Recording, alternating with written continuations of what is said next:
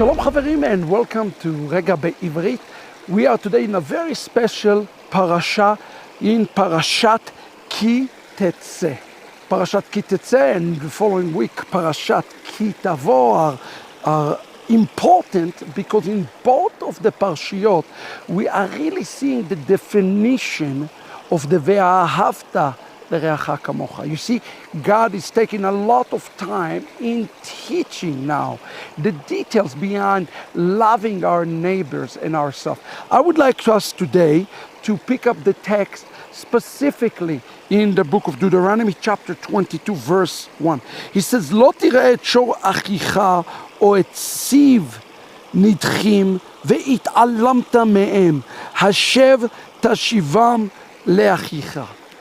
The opposite of loving your neighbor, according to the way the Torah is defining the opposite, is the Torah comes to explain to us what are we not to do, is actually not hating your brother, but is to be indifferent to your brother. The word that I want you to think about today is the word it'alamta.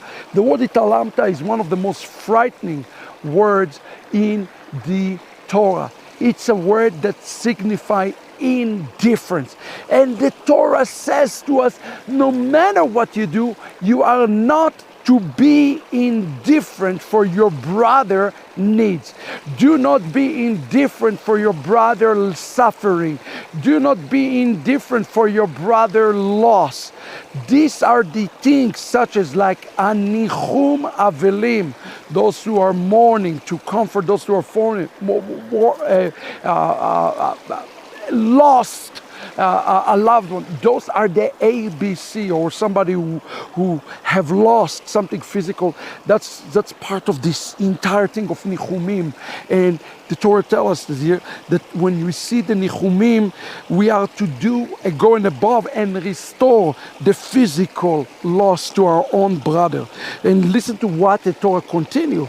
It says ve'im lo karov achicha, meaning karov. Here the word karov, it's mean near, but I think the Torah have a different interpretation for the word karov here. We will solve elecha velo yadato ve'asafto el toch beitecha. If your brother is stranger to you, when he's talking about karov, he doesn't talk about physical closeness. He's talking about being far from him spiritually. Like a long distance relationship, somebody you have not seen for a long time, somebody you have not talked to in a very long time. Guess what you must do? Even if he is far, this is a stranger, you are to even go and to fulfill the mitzvah to the tenfold and bring him into your own house.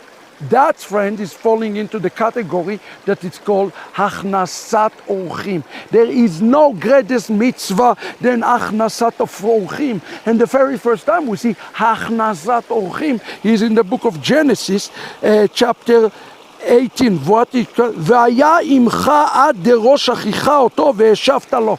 You are not just to bring him in as a one-time thing, you are to carry him through until he's restored. You see, it's one thing we say in our walk, when I'm praying for you, I'll keep you in prayer.